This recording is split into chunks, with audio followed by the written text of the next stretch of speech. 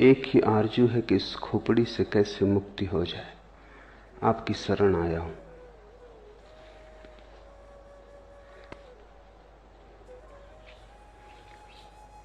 खोपड़ी से मुक्त होने का ख्याल भी खोपड़ी का ही है।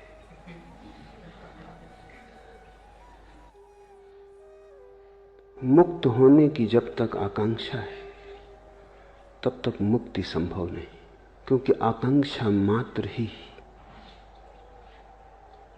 आकांक्षा की अभीप्सा मन का ही जाल और खेल है। मन संसार ही नहीं बनाता, मन मोक्ष भी बनाता है। और जिसने ये जान लिया वही मुक्त हो गया। साधारणतः ऐसा लगता है मन ने बनाया है संसार, तो हम मन से मुक्त हो जाएं तो मुक्त हो जाएंगे। वही भूल हो गई। वही मन ने फिर धोखा दिया, फिर मन ने चाल चली, फिर मन ने जाल फेंका, फिर तुम उलझे, फिर नया संसार बना। मोक्ष भी संसार बन जाता है। संसार का अर्थ क्या है? जो उलझा ले। संसार का अर्थ क्या है? जो अपेक्षा बन जाए, वासना बन जाए। संसार का अर्थ क्या है? जो तुम्हारा भविष्य बन जाए। जिसके सहारे और जिसके आश्रय और जिसकी आशा में तुम जीने लगो, वही संसार है। दुकान पर बैठे हो, इससे संसार में हो। मंदिर में बैठ जाओगे, संसार के बाहर हो जाओगे। इतनी सस्ती बातों में मत पड़ जाना।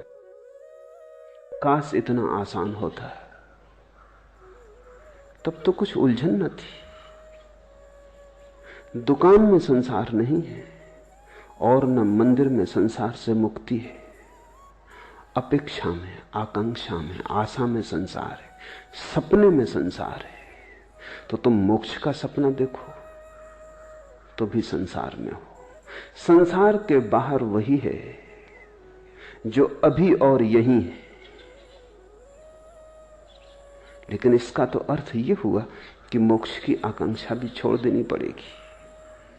अन्यथा मोक्ष के बहाने भी, मोक्ष की वासना से भी तुम नए नए संसार बनाते चले जाओगे। समझना काफी है, छूटना नहीं है। छूटना किससे? किसी ने बांधा होता तो छूटते, किसी ने बांधा भी नहीं। बंधन कहां है? बंधन से छूटने की जल्दी मत करो, क्योंकि यह भी हो सकता है बंधन हो ही ना, तब तुम छूटने की कोशिश से बंध जाओगे। और अगर बंधन नहीं है तो छूटोगे कैसे? बंधन से छूटने की कोशिश मत करो, बंधन को जानने की कोशिश करो कि बंधन कहां है। पूछो, जिज्ञासा करो, वासना मत करो। विपरीत की वासना भी वासना है। तुम कुएं से बचते हो, खाई में गिर जाते हो। इससे क्या फर्क पड़ेगा कि तुमने गिरने का ढंग बदल लिया? तुम बाएं गिरे कि दाएं गिरे, इससे क्या भेद पड़ता है?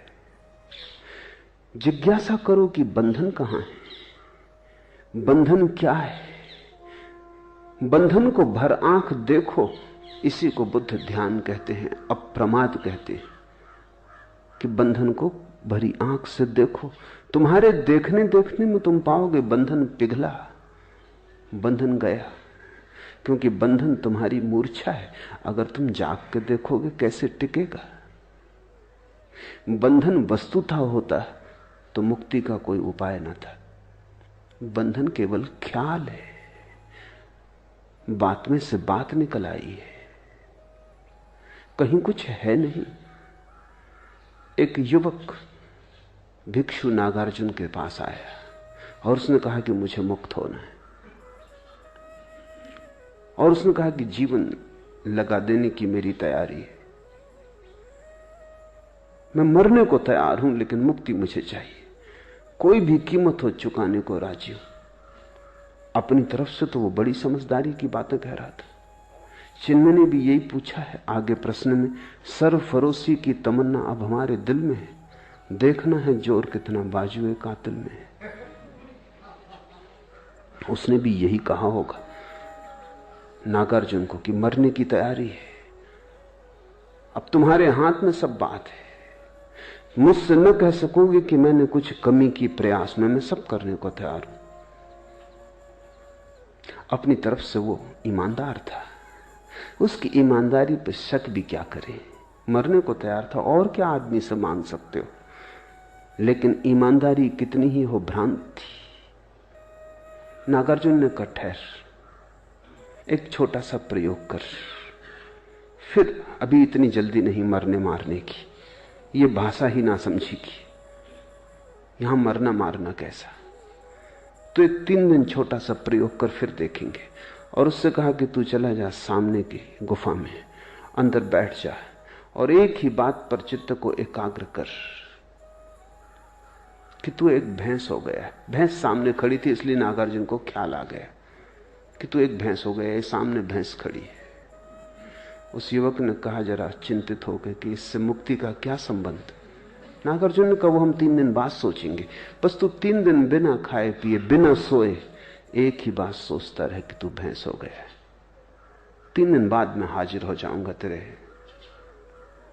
अगर तू इसमें सफल हो गया तो मुक्ति बिल्कुल आसान है, फिर मरने की कोई जरूरत नहीं। उस युवक ने सब दांव पे लगा दिया। वो 3 दिन न भोजन किया न सोया। 3 दिन अहिर्निश उसने एक ही बात सोची कि मैं भैंस हूं। अब 3 दिन अगर कोई सोचता रहे भैंस है, वो भैंस हो गया। हो गया नहीं कि हो गया, उसे प्रतीत होने लगा कि हो गया। एक प्रतीति पैदा हुई, एक भ्रम जाल खड़ा हुआ। जब तीसरे दिन सुबह उसने आंख खोल के देखा तो वो घबराया, वो भैंस हो गया था। और भी घबराया क्योंकि अब बाहर कैसे निकलेगा। गुफा का द्वार छोटा था, आए तब तो आदमी थे, भैंस थे, उसके बड़े सींग थे। उसने कोशिश भी की तो सींग अटक गए। चिल्लाना चाहा तो आवाज तो ना निकली, भैंस का स्वर निकला। जब स्वर निकला तो नागार्जुन भागा पहुंचा। देखा युवक है, कहीं कोई सींग नहीं है, मगर सींग अटक रहे हैं। कहीं कोई सींग नहीं है, वो आदमी जैसा आया था वैसे ही है। लेकिन 3 दिन का आत्मसम्मोहन, 3 दिन का सतत सुझाव, 3 बार भी सुझाव तो परिणाम हो जाते हैं। 3 दिन में तो करोड़ों बार उसने सुझाव दिए होंगे। फिर बिना खाए बिना सोए। जब तुम 3 दिन तक नहीं सोते तो तुम्हारी सपना देखने की शक्ति इकट्ठी हो जाती। 3 दिन तक सपना नहीं देखा, जैसे भूख इकट्ठी होती है 3 दिन तक खाना ना खाने से, ऐसा 3 दिन तक सपना ना देखने से सपना देखने की शक्ति इकट्ठी हो जाती। 3 दिन की सपना देखने की शक्ति, 3 दिन की भूख। भूख में भी जितना शरीर कमजोर हो जाता उतना मन मजबूत हो जाता है। भूख से शरीर तो कमजोर होता है, मन मजबूत होता है। इसलिए तो बहुत से धर्म उपवास करने लगे और बहुत से धर्मों ने रात्रि जागरण किया। अगर रात भर जागते रहो तो परमात्मा जल्दी दिखाई पड़ता है, सपना इकट्ठा हो जाता है।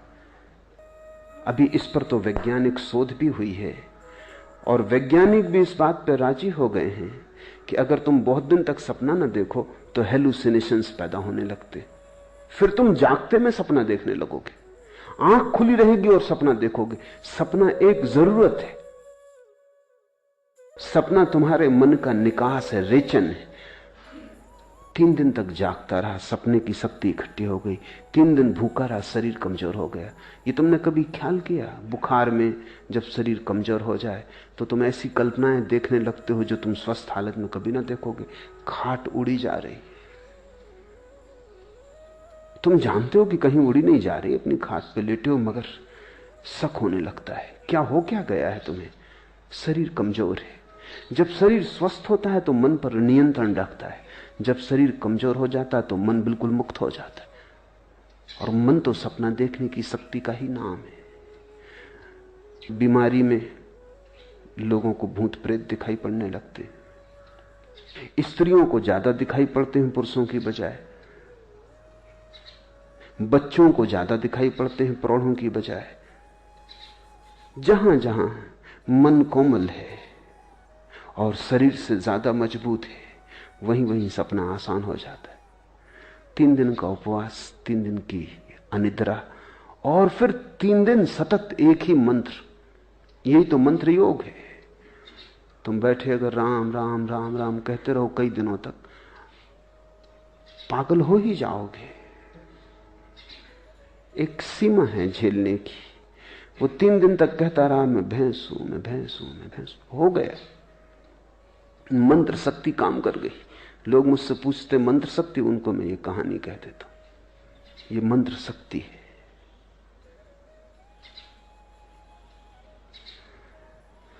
नागार्जुन द्वार पर खड़ा हंसने लगा। वो युवक बहुत शर्मिंदा भी हुआ और उसने कहा लेकिन आप हंसे, ये बात जस्ती नहीं। तुम्हारे ही बताए उपाय को मान के मैं फंस गया हूं, अब मुझे निकालो।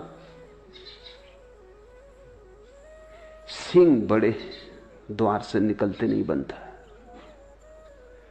और मैं भूखा भी हूं, नींद भी सता रही है। नागार्जुन उसके पास गया, उसे जोर से हिलाया तो थोड़ा वो तंद्रा से जागा तो उसने देखा सींग भी नदारत है, भैंस भी कहीं नहीं। वो भी हंसने लगा। नागार्जुन ने कहा बस यही मुक्ति का सूत्र है। संसार तेरा बनाया हुआ है, कल्पित है। संसार को छोड़ना नहीं है, जाग के देखना है। इसलिए जिन्होंने तुमसे कहा कि संसार छोड़ो, उन्होंने तुम्हें मोक्ष में उलझा दिया। मैं तुम्हें संसार छोड़ने को इसलिए नहीं कह रहा हूं। छोड़ने की बात ही भ्रांत है। जो है ही नहीं उसे छोड़ोगे कैसे? छोड़ोगे तो भूल में पड़ोगे। जो नहीं है उसे देख लेना, जान लेना कि वो नहीं है, मुक्त हो जाना है। इसलिए बुद्ध ने कहा असत्य को असत्य की तरह देख लेना मोक्ष है, असार को असार की तरह देख लेना मोक्ष है। सारा राज देख लेने में। ये तो पूछो ही मत कि खोपड़ी से कैसे मुक्ति हो जाए। ये कौन है जो पूछ रहा है? ये खोपड़ी ही है जो पूछ रही है। अगर इस खोपड़ी की बात मान के चले तो इससे तुम कभी मुक्त ना हो पाओगे। जाग के देखो कौन पूछता है, गौर से सुनो कौन प्रश्न उठाता है। ये कौन है जो मुक्त होना चाहता है? क्यों मुक्त होना चाहता है? बंधन कहां है? और जिसने भी जाग के देखा वो हंसने लगा, क्योंकि बंधन उसने कभी पाए नहीं। जागने में कोई बंधन नहीं। इसलिए बुद्ध चिल्ला चिल्ला के कहते प्रमाद में मत जियो, अप्रमाद जागो, होश में आ जाओ। और तुम कहीं भी गए नहीं हो, तुम वहीं हो जहां तुम्हें होना चाहिए। भैंस तुम कभी हुए नहीं, तुम वही हो जो तुम हो। तुम परमात्मा हो। इससे तुम रत्ती भर यहां वहां न हो सकते हो, न होने का कोई उपाय। हां, तुम भ्रांति में रह सकते हो। तुम अपने को जो चाहे समझ लो। मन शक्तिशाली है, तुम जो चाहोगे वही बन जाओगे। और जिस दिन भी तुम देखना चाहोगे उस दिन तुम दृष्टि बन जाओगे। दृष्टि मुक्ति है।